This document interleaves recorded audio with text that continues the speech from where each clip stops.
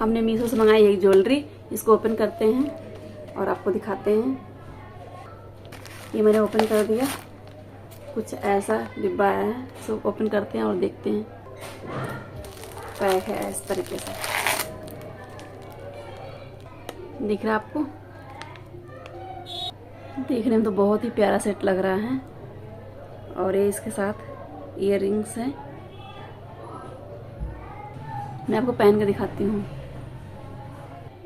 देखिए ऐसा मुझे तो बहुत पसंद आया ईयर रिंग्स।